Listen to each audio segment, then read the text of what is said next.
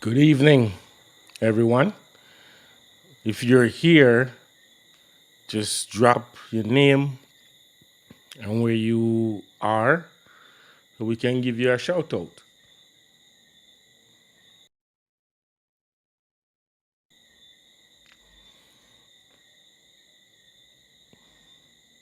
I see there's like six people there, so say hi. Don't be shy. You know what I mean? Welcome to the iGoat chat.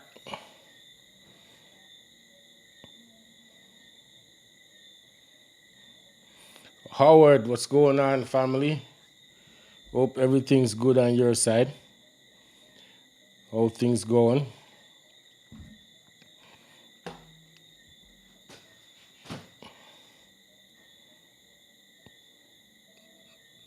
If there's anybody else here, just drop your name and where you are. Or if you're a regular, I'm sure we know where you are. Frederick, what's going on? Bless up, family. What's up? How things? I see you're in the middle of the little kidding season, so hope they're doing good and the mothers are fine. Thanks, Howard. We're hanging in there. Um, you know, I don't know if you guys saw my social media posts. I ran this whole thing, took care of everything today by myself, which is a first in the lifetime of the farm. So it was an interesting day. It was, go at my own pace and do things the way it's supposed to be done. So it was a good day. If anybody else here, welcome to iGo Chat. And as I said, feel free to drop your name and where you are and where you're from so we can, say hello. Jason, what's going on? Good evening. Bless up. Um,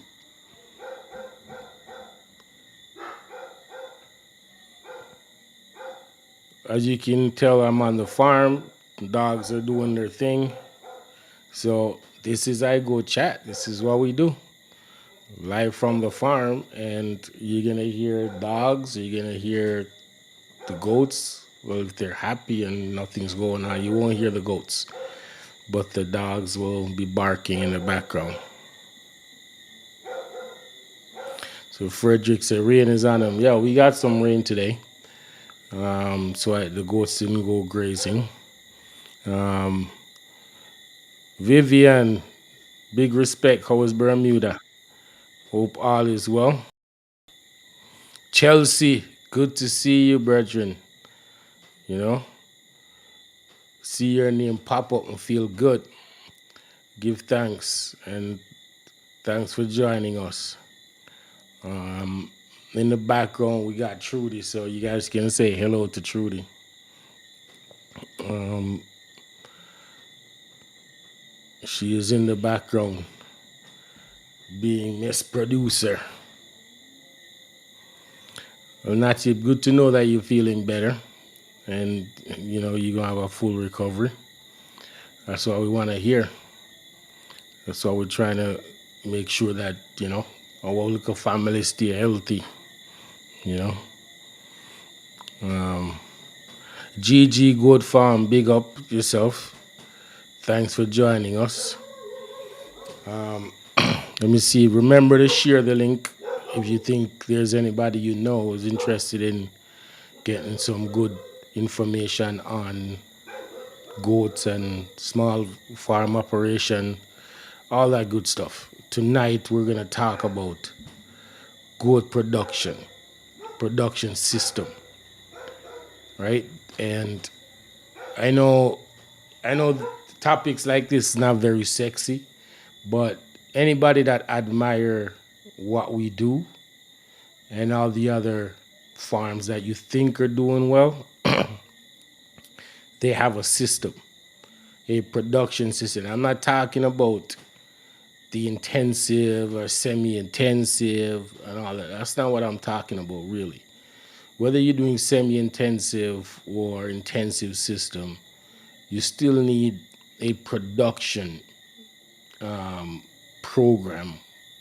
Let's forget the system, a production program, the way your production run. And that's what we want to talk about tonight in order for people to understand what will make your operation successful, what will make you enjoy doing what you do. And mind you, this may not be for some people because it means management. It means proper management. You know what I mean? So that's what we want to talk about tonight. So share the link, invite some people to come hear, about different ways of having a successful good production system. Um, see, Trudy says she won't be able to stay with us all night. She's on a different thing tonight. Frederick said this is his type of life. Yeah, we want to talk about things that move the needle forward, that help people be better at what they do and see, the results. So that's what we're going to talk about tonight. So there is everybody, well, not everybody, but most people will know the different ways that they say you should have a good production system, right? So you have the intensive, you have the semi-intensive, and then you have the one that just you graze and they stay out there, or they come home, but they don't have like a proper housing. Semi-intensive is grazing and housing, right? They go to graze, they come in housing and all that. As intensive is just they're strictly housed. They don't go grazing at all. However, what I want to talk about is whether you're doing intensive or semi-intensive, which is what most Jamaicans do because of predial larceny. You still have to have the system organized in order for it to be productive. It doesn't make sense you say you have a production system and it's not productive. It is not giving you the return on your investment. So this is what we're going to talk about. How do you set up your system so it's productive? And I'm talking about this because we went through the trials and errors of what we need to do to have consistency within that system.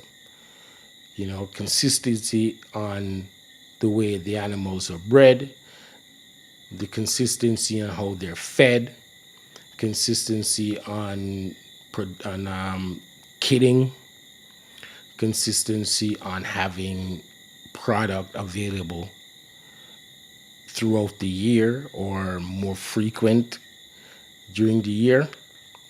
So I'll explain what we do. And what we do is not foreign. We didn't invent this. What I did was, and I can say I because Trudy don't really deal with that part of things. I discuss what I'm trying to do, and then she beat it up and punch holes, and I plug holes and till we get it something that okay, this will work, and we implement it. So I'll tell you what we do. We have a semi-intensive system. However, we try to keep breeding on schedule, kidding on schedule. We breed every 2 months, 3 months the most. So that means we're kidding every 2 months or 3 months. And we have protocols in place on how these things happen. We do what we call group breeding. So we select a group of females, not one group, sometimes it's three groups based on the numbers.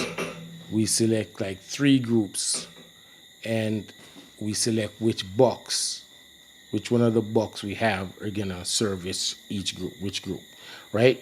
So all that happen at one time. Select the groups, select which bucks go in which group, and we put them together for a period of 45 days. If we're using CIDR, CIDR, which is a sinking hormone, then that process happens really fast, right? They don't need to be doing the 45 days because all the females will come in heat in short order. However, if we're doing natural, it's 45 days.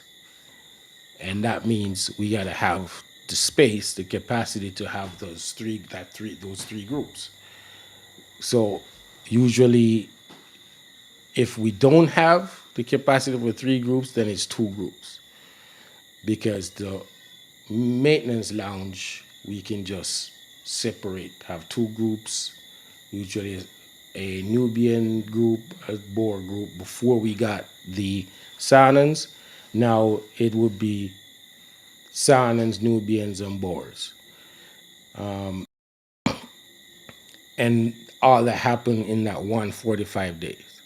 And then 6 weeks later, after the 45 days is over, then we'll do pregnancy tests. And who's positive, we know because the dates are written down on when they were put with the box. So we have a window of when they should have kids. Now, that's the breeding part, right? Now, when we go to the kidding, there is a protocol for preparing for kids, preparing for preparing the mothers for kidding. So they go grazing, these mothers go grazing up until the last month of pregnancy. Then they're pulled from the pastures, pulled from grazing, and they're kept in the house until they have kids. So we can keep a close eye on them, make sure they're healthy, make sure everything is well. Not everything goes as planned sometimes. You know what I mean? This last set of kidding, we have many issues with breaches and all of that. No, we have to analyze and see why that is. Is it one goat that was in there that's terrorizing the others? We have to analyze the whole situation, assess it. Now, the kidding, once mothers start having kids, there is a system in place on what needs to be done. When the kid's born, when the kids are born, what do you do? All that is part of the system. We are not in the business of babysitting and helping the mother do everything. No, she needs to do what she needs to do, get the kid out, clean up the kid, all that stuff, most of it on her own. We observe, and if we see times going by and like, oh, she should have this kid already, then we'll jump in and assist. But other than that, we not jumping in. We will observe and say, okay, this goat's gonna have kid. We're prepared for it. We have everything we need in place. So when the kid's born, we do what we do. What we do, once the mother do her thing, clean up and all that stuff, is make sure kid or kids is in good health. Make sure the kids suck. Get colostrum, spray enable, and set up individual pen, lathe bedding for the individual pen, which is dry grass or old hay. And that's it. Observation after that. It's all observation after that to make sure the kid's doing what the kid's supposed to do, the mother is doing what the mother is supposed to do. And that's the kidding part of things, right? Now, that's why it comes down to your management. I said this may not be for everyone because it takes management. It takes good record keeping.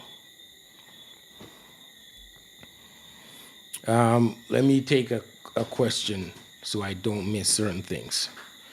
Howard's asking, on average, how long do you wait for delivery before you get involved and help? Usually we wait maybe 3, 4 hours. It all depends on how advanced it is. If we see the kids coming out, we're not waiting more than another hour before we jump in. Like sometimes a mother, you can tell a mother's gonna have kid.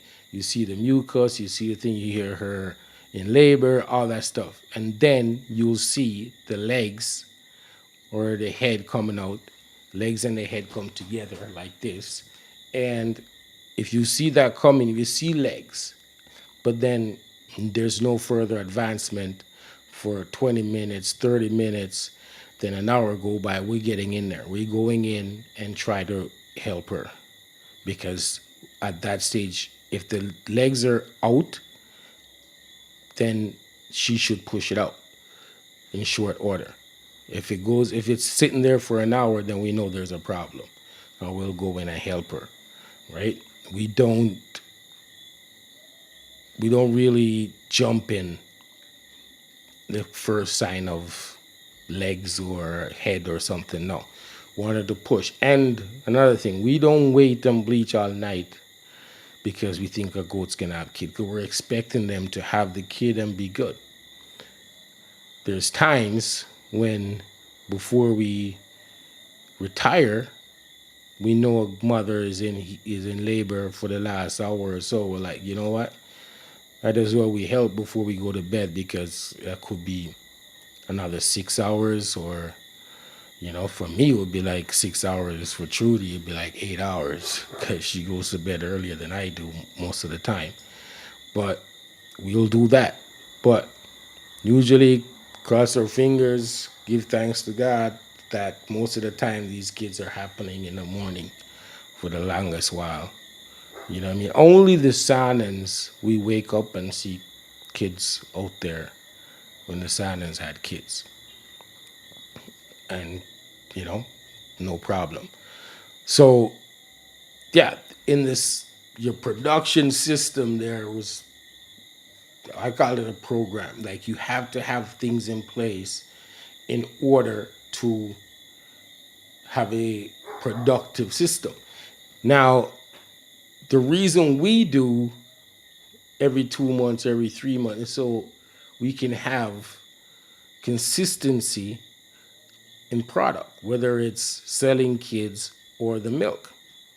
We can't afford to not have production on milk at any time during the year. Sometimes we have way more milk than other times, but since we've been milking, we've never been a time where we're completely out and don't have a goat to have some goats to milk. So we try to keep that routine, keep that consistency.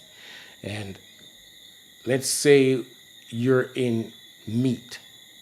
Now, your job is to figure out, okay, how many animals I need to breed to have consistency in meat at any interval. Like we breed every 2 months, so or 3 months. Now, if you're in meat, how many times you need to make sure you have kids on the ground for the year in order to have a consistent supply of meat for your customers. Could be one customer, and you have to supply, you know, 100 pounds of meat every 2 weeks, every month. Then you have to set up your system, your breeding program, your kidding program accordingly. And that's what I mean when I say it needs to be productive. You can't just say, okay, I run an intensive system, but it's not productive. Now, the other side of it, you need to have good records and you need to identify animals that are not productive, animals that are actually wasting your time. They're eating, them look amazing, but they never hold on breeding. Or when they do hold, the kids they produce is not worth anything. Or they never carry the kid to term. You have to identify it. How many chances are you going to give? I only give first a chance. If you're not a first timer, then you'll make sure that next time around you're producing, you're having kids. If you're not, then you need to go. So your system needs to be productive because you got to remember that they are costing, whether it's in your time or it's even if you just graze animals, you still have to take the time to do it. And time is money. So if the animal is not productive, then the animal shouldn't be in the system. You can keep the animal as a pet if you love the animal, but we're talking about business here. So set up your production system in such a way that it's actually productive, keeping records so you know who's producing, you know who is giving you the better kids, so you know what offsprings to retain. That is production. That is being you're having the system being productive for you.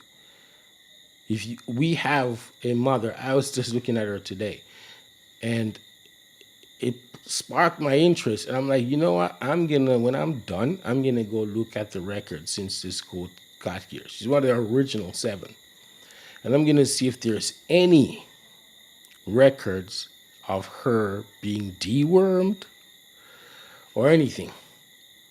This goat, number 5, tag number 5. We got her from Terrence Johnson, a red mother.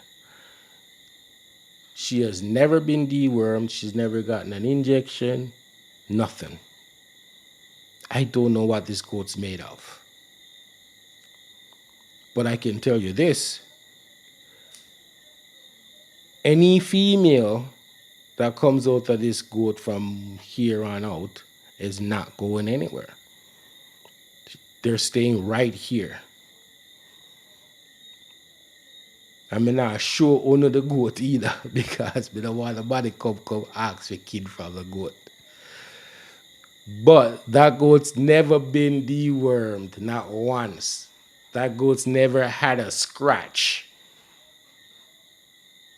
We trim hoofs, so never a hoof problem, but that goat is solid as a rock. Like never ever anything wrong with that goat. And today I'm like, you know what? I'm gonna implement a rule that any female kid that come from this goat is not leaving the farm. That is the hardiness we need in this system.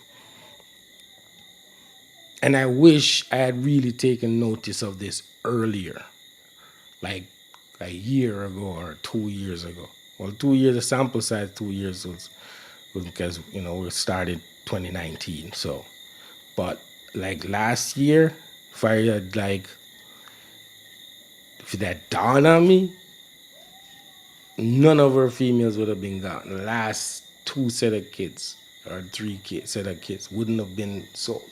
Females wouldn't have been sold because that goat is solid. But the reason I'm saying this is because of record keeping.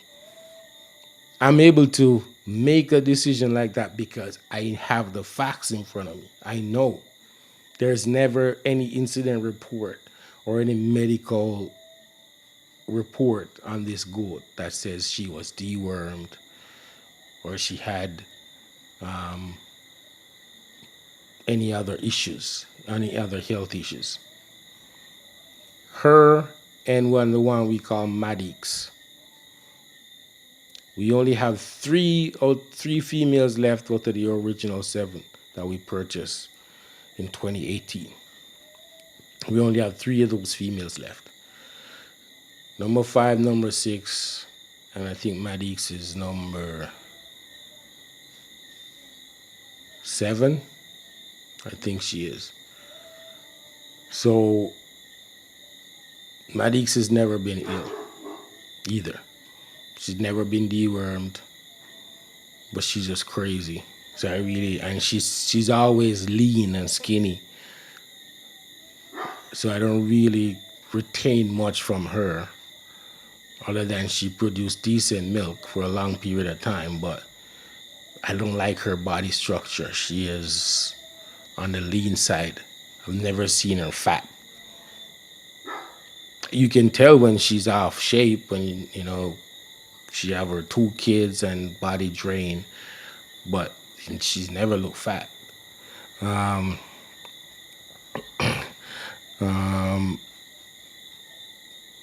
Natty's asking if I ever seen the carryover in her kids. Yes, we have. The funny thing is, though, we don't have a lot of her females here. I think there's only one of her offspring that's here, and that would be Daphne, a spotted, a dappled female. She's here.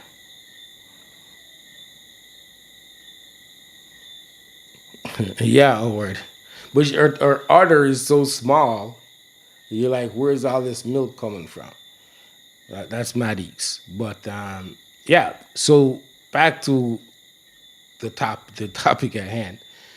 What I'm trying to encourage people to do is just not just think that, oh, they got a great intensive system where the goats look good, they're taking care of them, whatever. But how do you create a production program or system that is consistently giving you returns? You know what I mean? Let me use another example. It's like you could be making, you know what, like a garage, a car garage. You could be the best mechanic. But if you don't structure the way things work in the garage, how long do you want a car sitting in your garage? Because that car is taking up space. You want that car in, and you give yourself 2-3 days, that car need to be gone. Depends on what's wrong with it. Right? That's the type of thing I'm talking about. If you want to be successful as a mechanic, cars cannot be using up all your space just sitting there. The faster you get them out, the more money you'll make. It's a similar idea. Structure things so there's production, there is productivity within the system. Meaning, do not miss your breeding date. Do not miss that at all, because that could be consequential on your revenue. I know it is for us. I know we've experienced it. We've experienced it because things got to a bottleneck because I was pushing the limit on production. And I said, let me hold off on this breeding. But later in the year, I felt it. Later in the year, we felt the repercussion of missing that breeding period. Because when the bottleneck cleared up and everything's good again, we're like, oh, we should be kidding. It was last year or something, I think it was. Completely missed a whole, I think it was August. Kidding. So then came December, November, December, we're barely getting 6 quarts of milk. Because we were trying to push all those other mothers before that through that period that we didn't kid. So we didn't have mothers coming in to replace the mothers that were in it for 6 months. So we felt it. It was tough. We had to make tough decisions. Goats that were kidding in December now November, December, some of them we have to make decisions on taking the kids off of them on bottle feed so we can get their milk to go in to the milking program for revenue, for cash flow. So I'm not saying this stuff because, I just love to shoot off my mouth. We have experience with it. We have experience with it where if you do not pay attention or you think you can just say, no, let it go on. No. You will feel it down the road. You think about an assembly line, if a machine goes down on that assembly line, productivity will come to an halt or slows down significantly. And if that slows down, revenue slows down. So that's what I'm talking about. And keeping the records on who's doing what, even the bucks, we have records that show what the bucks are doing for any calendar year or any breeding period through to weaning. It tells us, our system tells us whose kids are weaning heavier. So then we can do comparison. We can say, okay, let's do Maddox, for example. Maddox was with Samson or with Rico last breeding when she had kid. Then the next time we'll put her with somebody else and then we'll compare. Are the kids heavier at weaning? Are Rico kids heavier at weaning? Or is Samson kids heavier at weaning? Are Rico kids more energetic at birth or heavier at birth than Samson kids or vice versa? It will tell us. The records will tell us. And that will help you to improve on your system. Do you know what I mean? I remember Cruz bringing it to my attention that, look, when Appleton goes with certain mothers, he thinks those kids are better. Okay, all right, let's look at the records. He was right. And he was eyeballing it. But I don't want eyeball, I want facts. So I went and I checked the records. And he was right. Appleton was giving better kids with certain mothers than Samson was. Improve on the production. Because now those mothers are not going back to Samson. They are exclusively Appleton wives. So, in the end, you look at the whole thing from your breeding, your kidding, how you manage your kidding,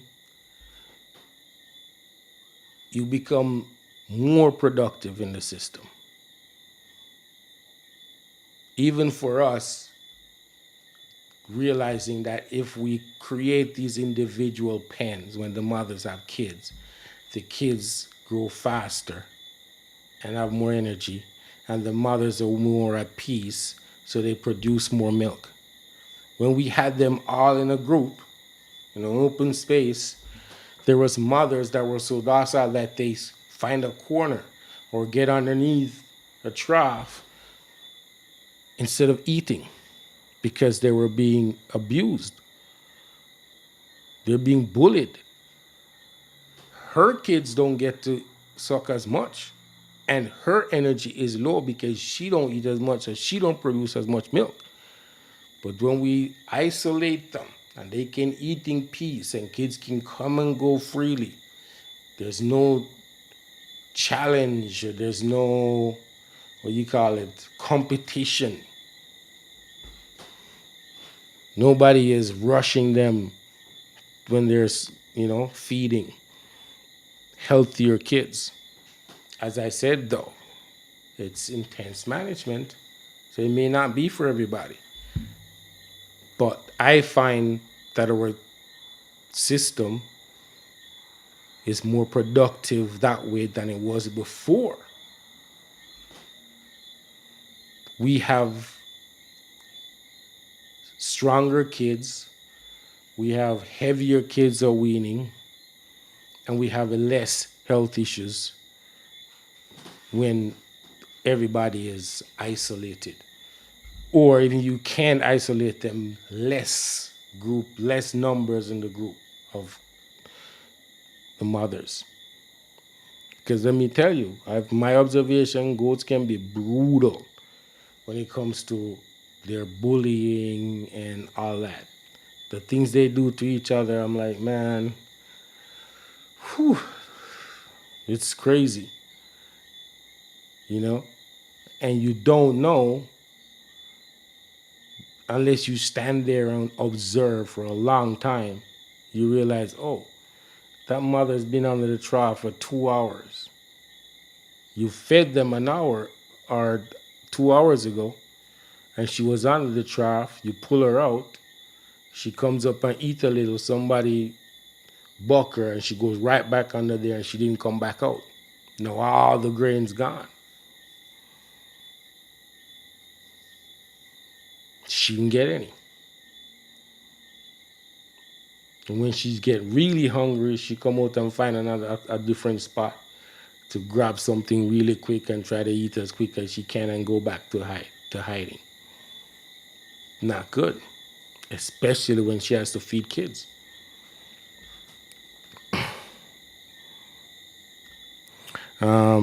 Frederick's asking, how long do you keep the kid on the mother before you start taking the milk? Do you share the milk with the kids once you start milking, and how long you take the milk before you rebreed? Okay, so it's loaded. Initially, we were doing 3 months. Then, as we constantly trying to improve things, we said, okay, let's try 2 months and taking the kids away overnight. And then the great late Mr. Farron came to visit, and he says, if you're doing that, might as well you wean at 2 months, because the stress every evening of taking the kids away is not good.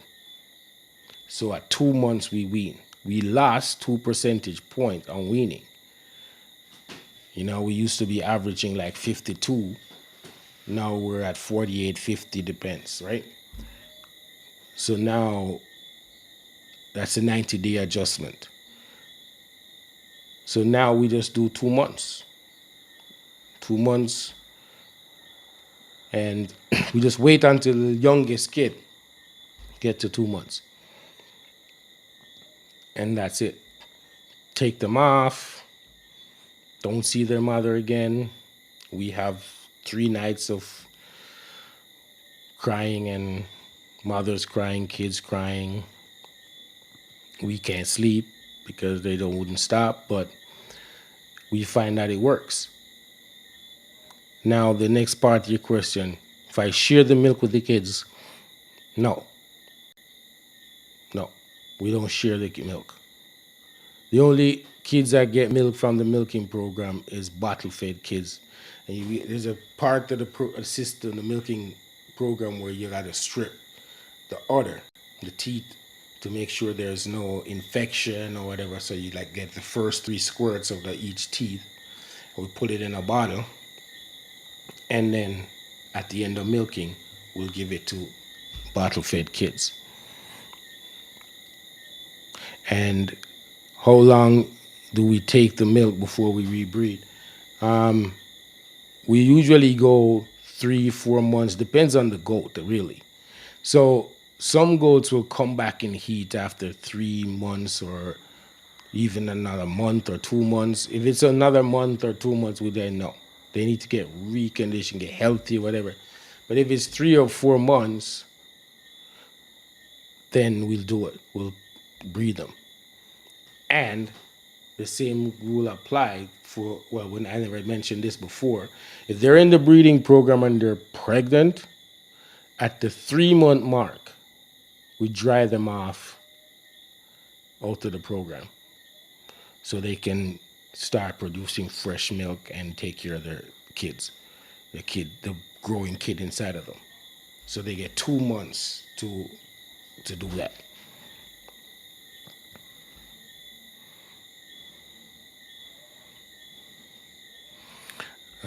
See, Mr. Peter McCook says production project equal cash flow. Yes, that's correct.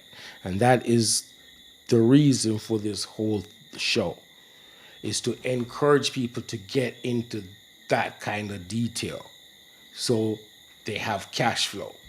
Because trust me, we know this ain't cheap.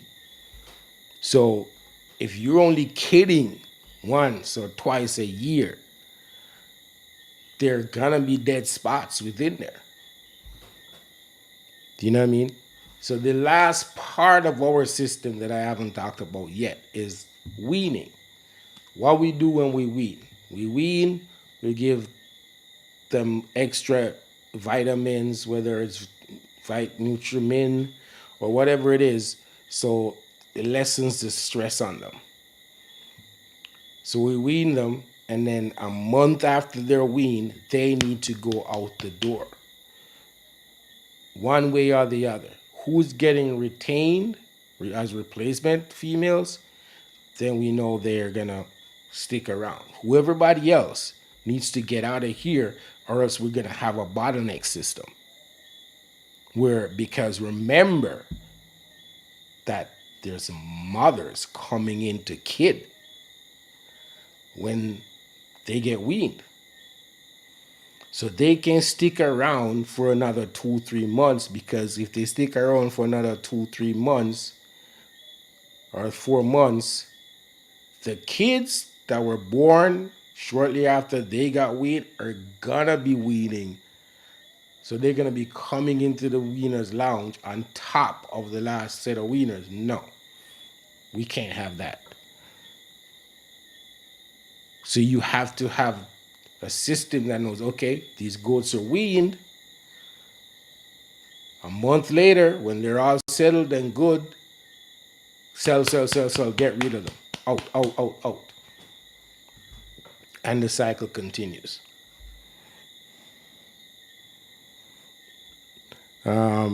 Natty wants to know, what do you use to decide which kids stay, which go? Three things. The mother, based on the mother's history in the system, the birth weight, weaning weight. The weaning weight really important because it tells me how this kid is performing in our system.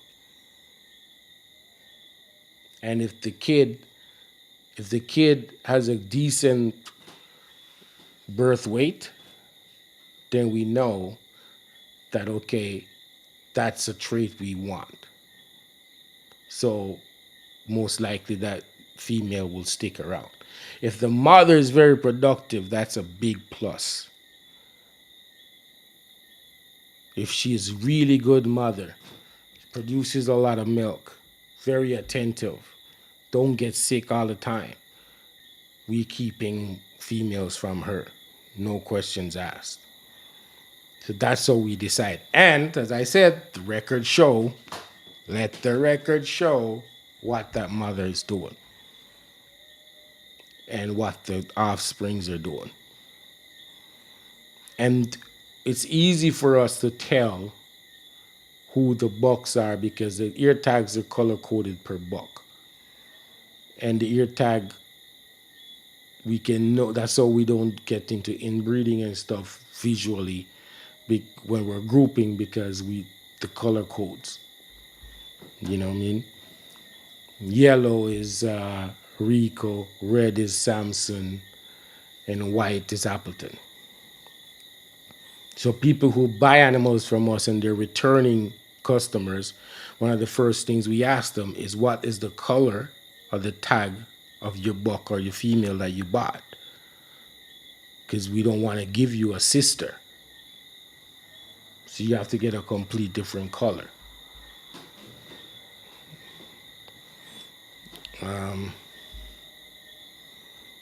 What else?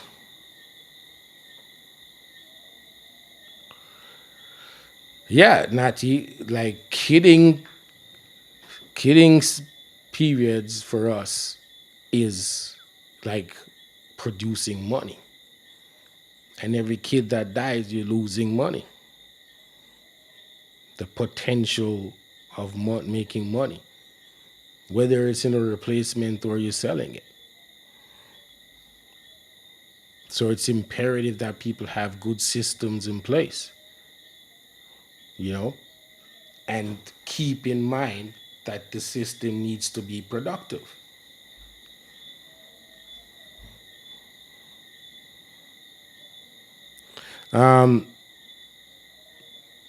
Frederick's asking if I have an EPD chart for the box, or is it replacement selection directly linked to the mother's EPD. What we do is our Excel sheet that we have. I didn't create it. I actually attend the webinar, and this Excel sheet was part of the webinar that we're giving away. And I expand on it by adding extra tabs for what I need. But what it does is once I put the kidding, there's a tab called the kidding records. So once I put the kids that's born in that tab, there's a second tab for the dams, which is the mother. And once I put the mother tag numbers in that tab, it will tell me how many kids that mother had for that year and what's the average weaning weight for that mother and how many kids and what each kid's weaning weight is. And this another tab for the sire, which is the father, does the same thing. So that's how we can make distinctions on what the Bucks are doing for that calendar year. So we do 3 kidding period for the year. For that year, I can tell which buck is the most productive. And it's not based on how many females that they bred. It's based on the average weaning weight. Because a lot of times Rico gets way more work than Samson and Appleton because Rico works faster. Rico is the Nubian. You call him the sharpshooter. He's like Joe. Joe was like, bang, bang, bang, I'm done with this one. Next one. Joe would do 3 females in the morning when the goats assemble to go to pasture. We used to do heat check with Joe. Just bring him out and see who rush to him or who he picks up on, and he could service 3 of them before they go to pasture. And that's like in a 10-minute thing. I find Appleton and Samson, they're like Mr. Romantic. They have to be chatting up and making all these sounds and whatever, and before they work. It doesn't work like that with Rico. Rico's like, come here, let's go. Boom, done. You know? It doesn't mean that Samson don't work because you can give him 20 females for the 45 days and he's at a 95% success rate. I don't know when he does it. I hear him at nights though. You go crazy at nights, you can hear him. But he does his thing. But he's not fast like Rico. Mr. Henry, welcome, boss. Yeah, so at the end of the system there is how do you convert these kids into revenue? And it really means that you have to figure out what your production cost is, What is it costing you from these kids were born to the 4 month mark? And then what your markup is. What your markup's gonna be a comfortable markup for you. So that way, if a man ball you down, you know what the nut is. You know what the cutoff point is. If you tell a man it's 65 for the goat, but you know, say, yo, if I sell it for 50, I'm good. Anything above that is just gravy. Then you go. You have that wiggle room. You got like $10,000 in wiggle room to make sure the animals are gone and you're not losing money. Because the longer you keep them, the more it's costing you and the less your profit margin becomes.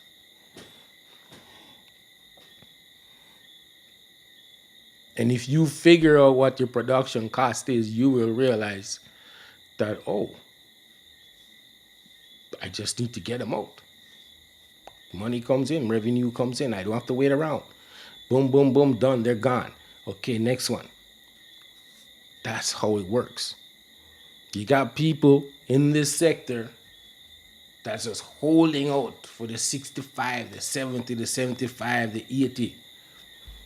I'm talking about graded animals here because we only have graded animals for sale outside of the salons and whatever, right? But if you understand what your production cost is, sometimes taking the 5,000 off is so the animal can go. It's not a big deal. You can't be greedy because it hurts you in the end. If you're running a productive system, you will create a bottleneck and create problems for yourself. You need them gone. Refresh the system. Cycle just keep going. For us, breed, early pregnancy, they go to pasture and don't get after the flushing and their period with the buck, they get grain during that time. Once they confirm pregnancy, anything go to pasture, no grain.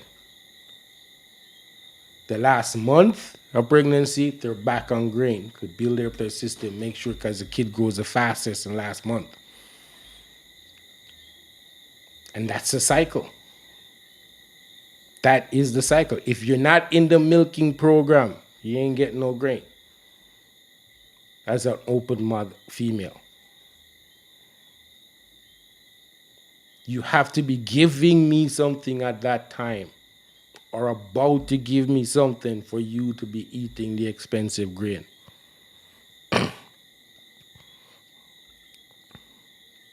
GG1, so what age do you breed new mothers grown from kids stage? We don't breed any kid less than a year old. Nubians is sometimes 18 months. Nothing under a year. If it happens, it's accident, and we don't usually have accidents here because the bucks are always locked up and anything get bred is selected. I'm wrong. We had an accident one time when Rika jumped the 4 foot wall and get into some yearlings. They weren't even a year yet. Yeah. See, Mr. Henry said he does 11 to 12 months. I just stick to the year and Nubians longer. Give the Nubians another 3 to 4 months or 6 months on top of that. Because we learned the hard way of rushing them. You know, I know people want to speed up the process, but speed kills. And I mean kill the goat or the kid. So you got to be patient. But if you have a system in place that's just, keep doing its thing, then you don't have to rush those females. You don't have to. I guess it depends on the number of animals you have.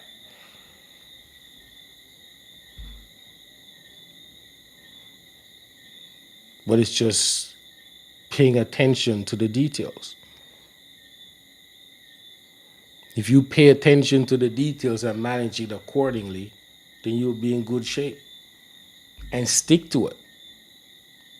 It will work. And whatever, once you're paying attention and analyzing it, what doesn't work, you make a change. Over here at Cabaret, we don't afraid for change.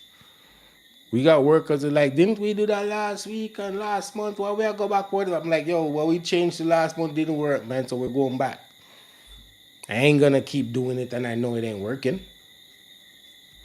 We're not scared to try things. Sometimes it works, sometimes it doesn't. Just keep making the adjustment. As long as you have facts to prove it, to prove that it's working or prove that it's not working. Just like our crews let me know, certain females ain't working with Samsung, but they do phenomenally well with Appleton. Yeah.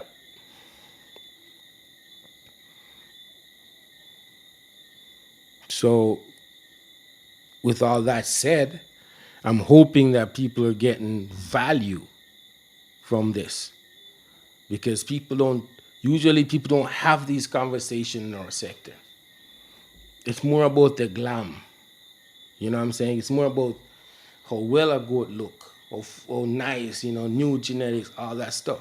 But that all of that don't mean nothing if you can't turn it into revenue and consistently turn it into revenue. If you're into genetics, do you want to be selling those high priced animals 3, 4 times a year? Or you'd rather just do the 2 times a year that the goats naturally go into breeding? Wouldn't it be nice to know that every 3 months you have 20 of those animals to sell? Think about that. Those 200 and $300,000 goats. Can you imagine if you had 10 of them to sell every 2 months or every 3 months? We're talking about serious revenue. You can't let them do what they do naturally under a business and production system because one, you will get overwhelmed once you get up in the numbers. Can you imagine 40 females having kids all at once? Do you have the infrastructure, the manpower, the resources to manage 80 kids? For us, we limit to 15 or 16. I can push it to 20. And I did push it to 20 and it created a problem. Because when we thought, oh, maybe 20 goats will have two, then goats start having triplets and quads. So I had to back it off. Once we build the milk lounge, then I'm maxing out that space inside that goat house. We're kidding. I'm maxing it out. Push it. Because the milking females won't be in the goat house anymore. They're going to be out at the milking lounge. So then the 80% of that space can be used for kidding outside of where the bucks live.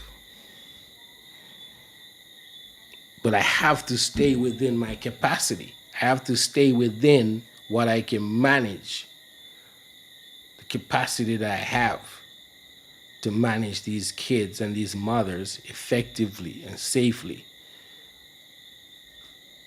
I can't just everybody run loose and have all these kids dying, don't know what's going on. No. Everything got to be structured and recorded.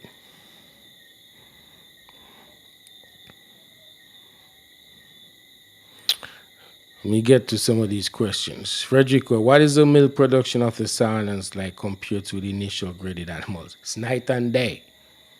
And I've said this before about a real milk goat versus these graded animals. And I give thanks for the graded animals because that's where we started. However, we learned from record keeping that they weren't giving us the production based on the time and resources that was going in. Now the Sanans, and I'll get into a little more of what my experience is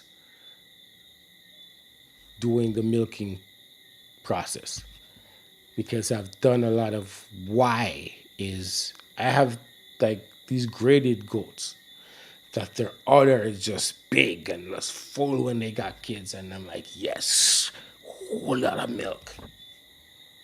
And then after they have kids, a week later, it doesn't look that big anymore. Right? And then when you pull the kids off after 2 months and they're in the milking program, you realize as big as the udder is, it's not a lot of milk in there. So now I start to investigate this physically.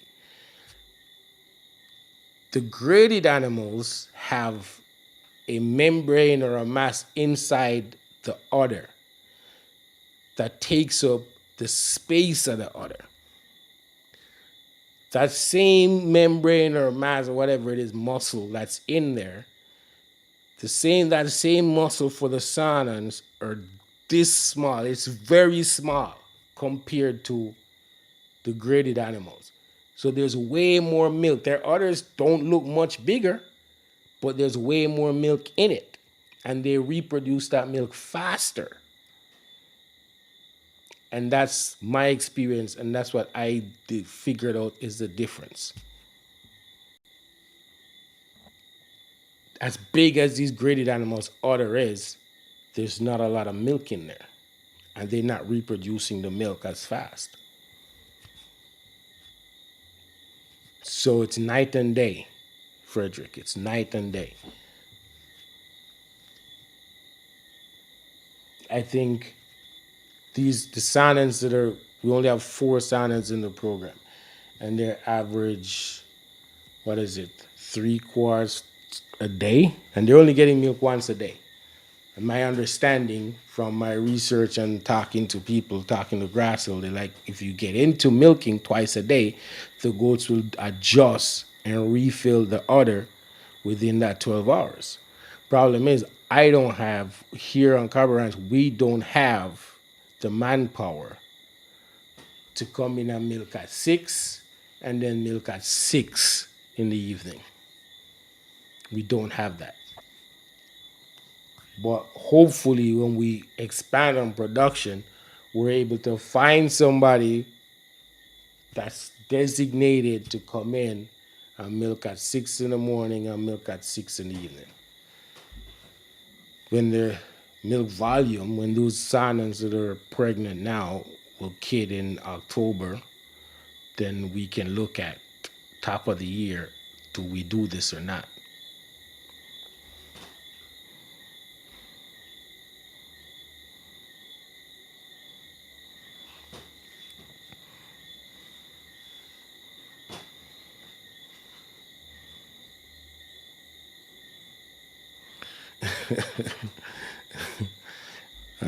Frederick said, "Good knowledge I drop the people for take notes."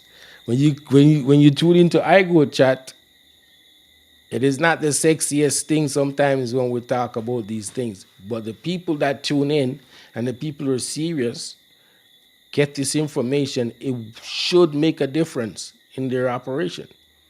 If you don't believe me, ask Peter McCook. Because I have conversations with Peter Mukuk all the time on a lot of things we talked about here on iGoat chat. Let me say, make him go try it, and it works. I've got many calls where people like, yo, I actually take the time and do what you said the other day, and I can't believe it is working. I never come here and tell people anything that we haven't tried. Never. And if it fail, me tell them say it fail.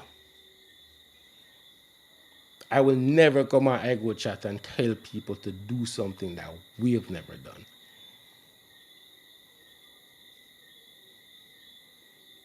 We've tried anything we talk about here, we've tried it. Silage, I don't you notice I don't tout silage anymore because the only ways for me silage is gonna make sense is if it goes in a drum. Doing it in a bag is too risky for the time that goes into it. Because one little needle puncture in that bag and the whole bag's gone. Too risky. Because I'm not in a clinical environment. You know what I mean? I'm not in a clinical environment. See the man them drop a broomstick on a bag and put a little hole in the bag. The whole bag of silage gone. Because we don't know until we open it. So silage should go in a drum that is secure or the saran wrap thing with many layers. Remember me telling you that.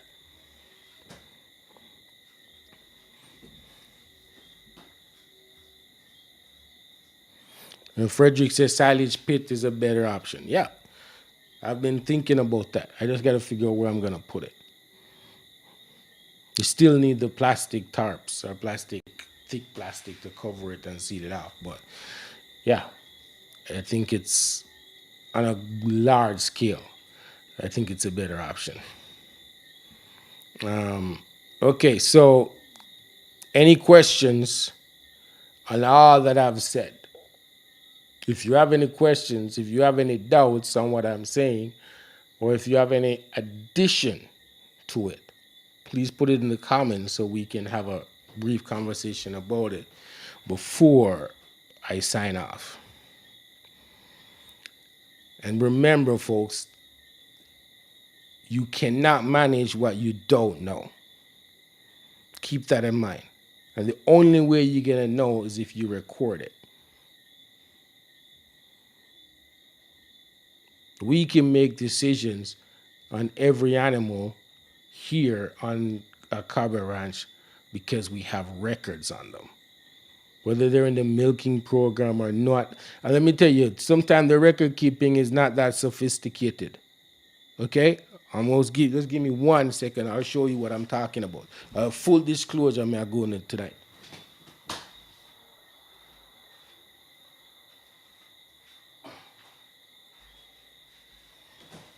See this little notebook? See what it says?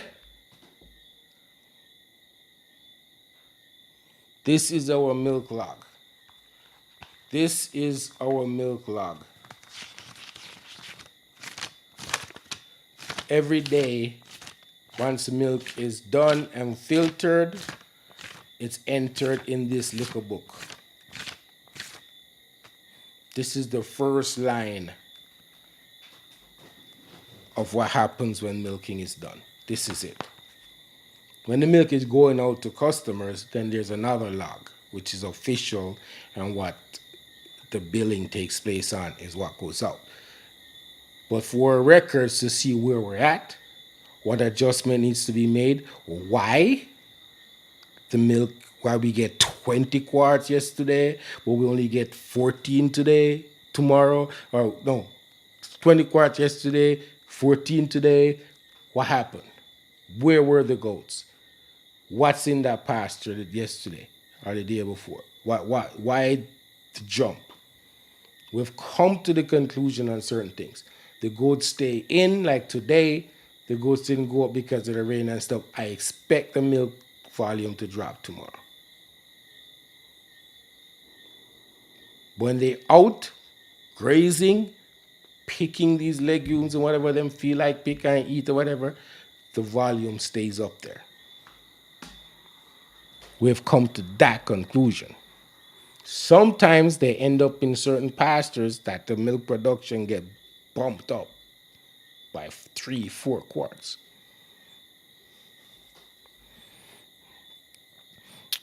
So here, one comment, Mr. Henry, one comment, we need to do a session on succession planning and insurance to protect your estate. Yes. And then you need to be the guest, Mr. Henry. I can book you next week.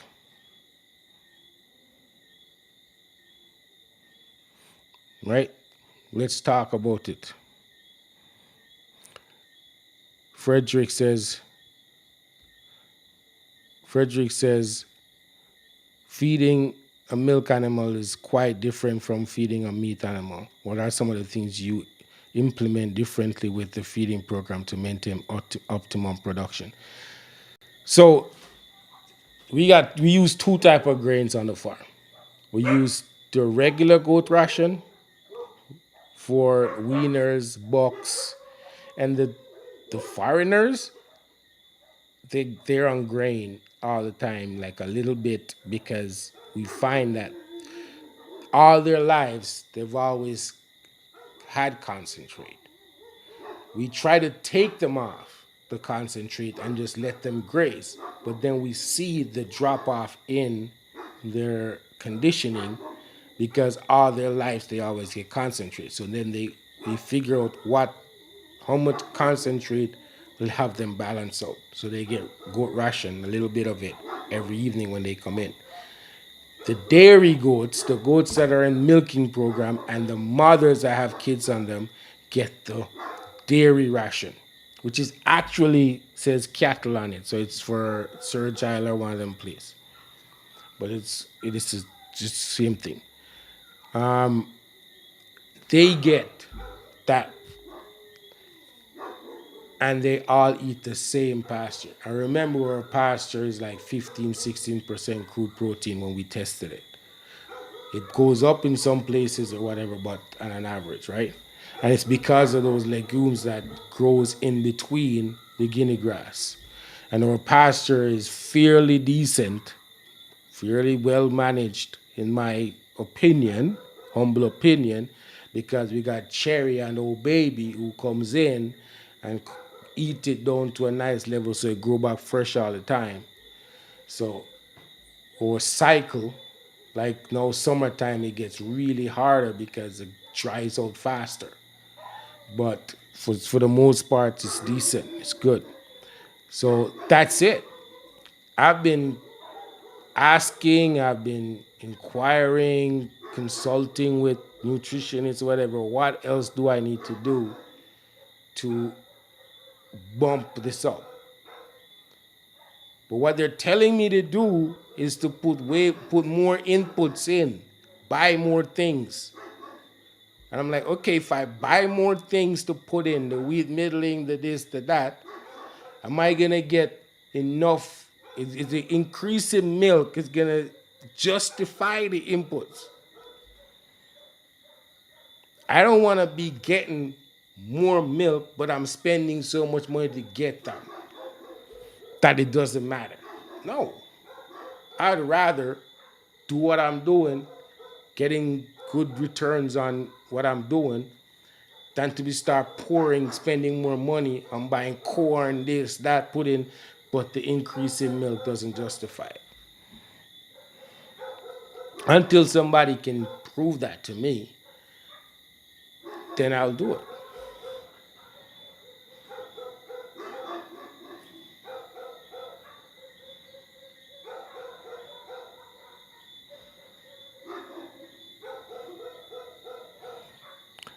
So, yes, Mr. Henry, let us talk about that because that's a very important topic that we need to explore. You know, we ain't doing just the sexy stuff over here. If we only have 10 people watching, because them think this is not it for them and it's boring, whatever, maybe 5 out of the 10 people will take it serious and do something about it. Okay? So that's what we're here for. We're not here about the hype. We're here about teaching people, educating, sharing. Sharing is caring. So the thing said. TMR is definitely. Frederick wants to know if TMR is in my future. Yes, it is. I've been talking about TMR for so long. Only thing, we're not at the stage where I can afford a TMR machine. But I'm telling you, them foreigners, I am hoping they get me to TMR machine. Over the next 2 years when production ramp up and I get their offsprings in production so the numbers go up, I will definitely need a TMR machine. That's the next level that we're looking at. This for us is not a short-term thing. You know what I mean? We have to strategically figure out how we scale. How we scale depends on how effective and productive our system is. You know, like we know at this stage we have to build a milking lounge because without the milking lounge we cannot increase production. I don't want to be milking 1 and 2 goats at a time. I want to milk 12 goat one time at least. Cut down the amount of time it takes me to milk these goats. So that way they get to pasture faster. We get to other things faster. I don't want to be doing that. I'm not thinking them little things. I'm thinking, okay, minimum 12 goats at a time. Cut the time it takes us to milk goats in half or less time. That's what I'm thinking. That's how we're thinking as an operation. Because time is money. So I want a 12 milker that goes right into the container, filter one time, self-cleaning, cut down on all of that time that it takes to clean up, it takes to this, filter, all that stuff. No, comes out of the goat, goes into the container, filtered. And then I just connect the machine to whatever and it cleans. Boom, we're done. Set up for the next one. It's gonna take some brain power to figure it out, but I think I can sort it out because, you know, we've done this so far. Efficiency is the aim. Yes, Anthony. Efficiency.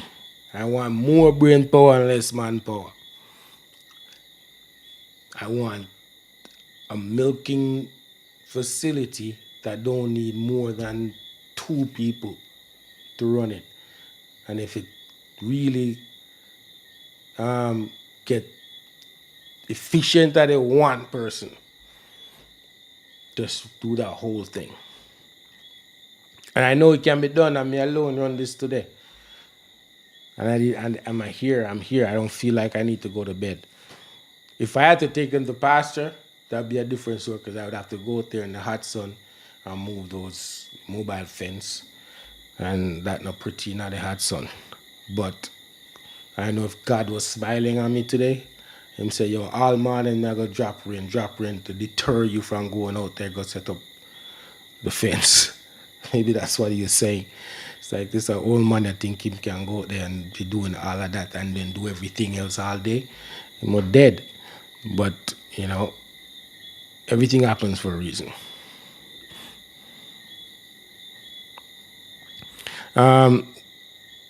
Yes, Frederick, what I am looking at is not a full milking parlor like those big ones you see, because we're not there yet. But what we're looking at is a decent size. The machine that we're looking at it's on wheels, and it's mobile, but it's a 12 milker, and it has a filtration system on it, and a container. So then I can wheel it out into the milking parlor area to stand and connect them and milk the goats, and I can wheel it to the facility to transfer them to storage container. You know what I mean? And it's straight from the goat to that container and filter one time, because the key is the less the milk is exposed to outside, the safer the milk is. Right? So that's why even though this milking machine that we have doesn't milk a lot of goats, but it's still cut down on how long it takes us when we were doing manually. When we're doing manually, we have to pour it in a thing. We have to milk it into a container. Then we have to take that container and pour it into a bigger container, and it goes back and forth. And then it would take two people to do it because you don't want the person that's sitting there at the goat thing to get up and have to go and come back. So it takes two people. Now it only needs one person because the milk is going straight into that big silver container, stainless steel container. Even though we're still milking one goat because we don't want to build an extra stand yet, because we're thinking forward about why build an extra stand when we're just gonna go deal with the milking lounge. But it still cut down on the time and cut down on how many people got to be involved. One person. Hook it up, strip, hook it up, it goes right into the container.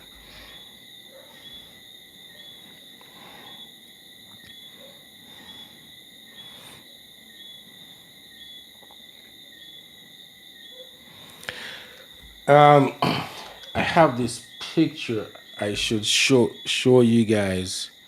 I should share with you guys. Know that Darren asked what the price of milk is. I can tell you guys that the price of it's per quart or per liter our processor buy the milk. And it all depends on what you do. It all depends on what you do to get the milk. Like if you, in fact, for us, we do the whole process. Filter, milk the goat, filter it, store it, all that stuff. So the rate on our milk per quart is higher than if they have to come and milk the goat. And they rather come milk the goat because of safety reasons. You know what I mean? You have to know what you're doing. We have to, there's times when we have to throw 15 quarts of milk because the milk got contaminated. So it's very important. I'm trying to find this picture. This is from the US though. So the raw goat milk.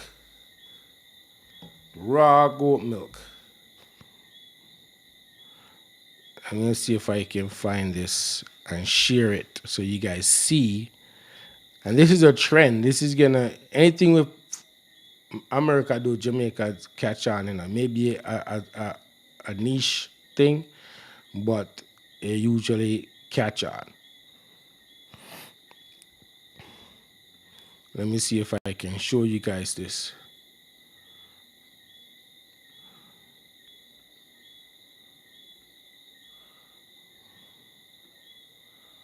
You guys see this? I don't know if you guys can see the price on it. I'm gonna try to zoom in so you guys can see the price on this. It's like 15 US dollars for the bottle of milk. If you guys can see it. And that's raw milk.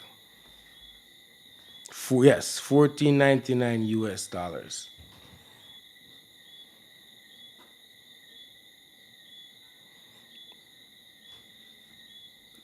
Ain't that crazy? That is like I've been ask all these different dairy producers, goat dairy producers. And people don't know the different people I talk to because I really don't say. You know what I mean? Mr. Makuk and I went on tour Grass Hill Farms and talked to him. You guys saw the video. But I've been talking to these people for a while in the US too. Trudy and I went to one in Atlanta, in Georgia. It was just outside Atlanta. And they were all silent. And we were just blown away with what the woman was doing with 48 silence. We're like, are you serious? It wasn't no massive production, but her productivity was crazy. And that's because of the pricing on these animals, on the milk. Goat milk price is 3, if not 4 times the price of cow's milk. Well, I guess it takes way more goats to produce. Say you have a gallon of cow's milk, it takes maybe 2 goats or whatever to give you that same gallon. So it takes more to get it. But there you go. So that answers your question, Darren. If you have goats that are producing a lot of milk, then you should actually make a phone call. Let's talk about it and even talk to the processor if you have enough milk to spare. I know you're into the soap production, and we've been making soap a long time before we went into goat business. So we know the soap and load doesn't take as much milk as cheese. So if you have milk to spare, then you should have a conversation about it. You're quite far from the processor we use, but she used to go to, or maybe still go to South to milk people goat. You know what I mean? The trusting of allowing you to do it, it's going to take some time because they have to make sure you understand what you're doing and consistently do it. You know what I mean? We have a lot of, what they call it, processes, safety processes in our system to ensure that the milk is as safe as possible. You know what I mean? Even when the when the if you guys look at the video I posted today, you'll see this stainless steel container in a blue tub, and it's in a blue tub, and in that blue tub, it's sitting in an ice bath because the objective is as soon as the milk comes from the mother, we're cooling down the milk to slow down the process of the milk changing. Because the minute the milk leaves the mother, it starts changing. Unless you chill it, it starts changing. So we start cooling this thing down immediately. And as soon as it leaves the goat house and get over here, it gets filtered, put into containers, and hit the freezer. And everything that milk touches was in the freezer. So the funnel that we use to filter it was in the freezer. The container that we use to scoop it out of the big pail was in the freezer. We don't want to use nothing that's not cold because we don't want it. All we want to do is cool down the milk. Um,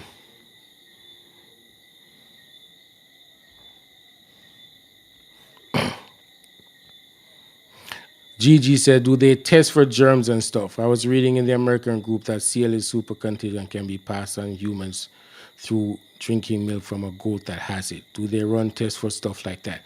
For us, the health department comes and tests our milk.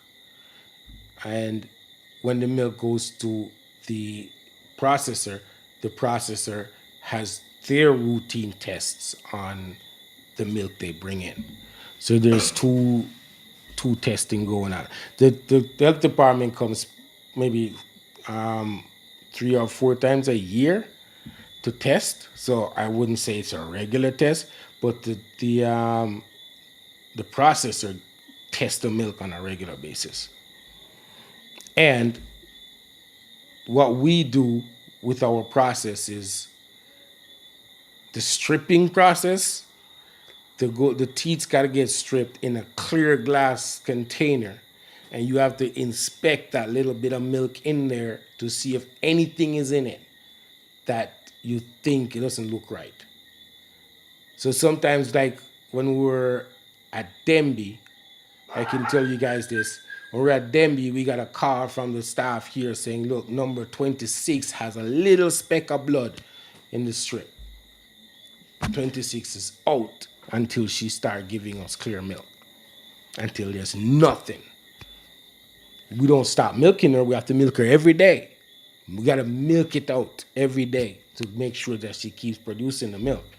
But that milk goes to the dog, them or to the bottle baby kids. Then it was just one little speck and she's out until it gives us clean, pure, nice, clear white milk. So you can't take it for granted either. Every strip has to be looked at, stirred, look from the bottom, look to make sure there's nothing in it.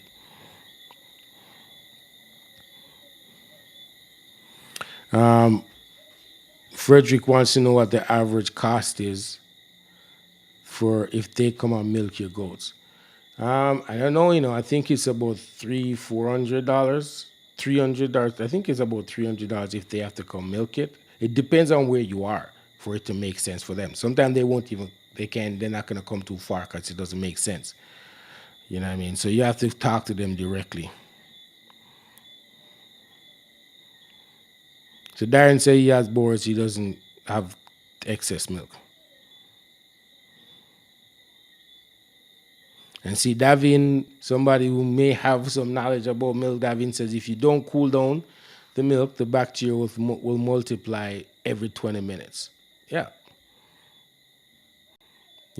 there's truly letting you know the part that I'm missing is sterilized and cooled. Yeah, so after every milking and everything gets used or whatever, there's a sterilization process. Everything, every container, every utensil, everything that gets used, that milk has to touch, gets sterilized and then get frozen, put in the freezer. It does not put in, you put in a cooler, as long as it's cool. The containers and stuff we put in the freezer because that's nice to know so the milk is going right into like frozen stuff. So by the time you come out there, it's not frozen anymore, but it's still cool. You know what I mean? And yeah, Davin said mastitis is an issue. You have to handle the others and take care of the others very well. So we use even the the liquid that we use to clean the udder has a certain essential oil in it. You know what I mean? And once the goats get milked, we spray it with 2% iodine, so there's no infection going up the teeth when they go out. Yeah, there's a whole process. So that's what I'm saying, that the processor will not trust people to do it because there's so much involved. And you guys can go watch through this video on YouTube. She went through the whole process of what we're doing manually. The only thing different now is that we don't manually milk the goat. We put the machine on, and the machine gets clean every day. The whole system. It's a good thing there we figured out there's an actual self-cleaning process for that machine.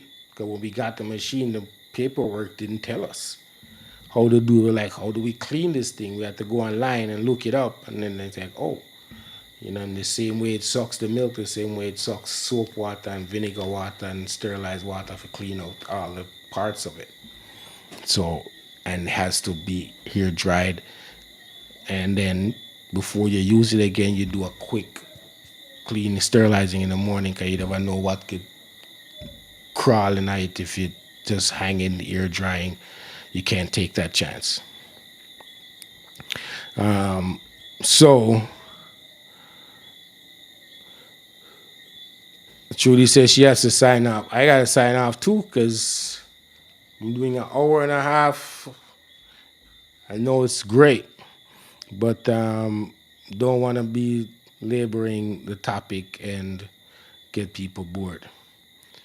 Davin says it's more effective to do a dip system than spray system. My suggestion is to have two different mixture of iodine, one for pre-dip and one for post-dip. We don't do the pre-dip. We spray it with the cleaning solution and wipe it off because the objective is to get all the dirt and stuff off the teeth. Iodine pre is kind of harsh on the teeth.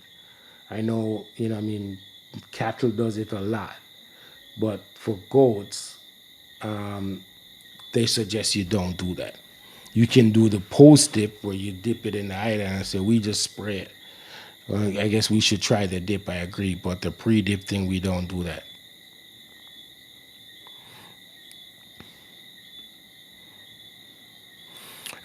Any other questions?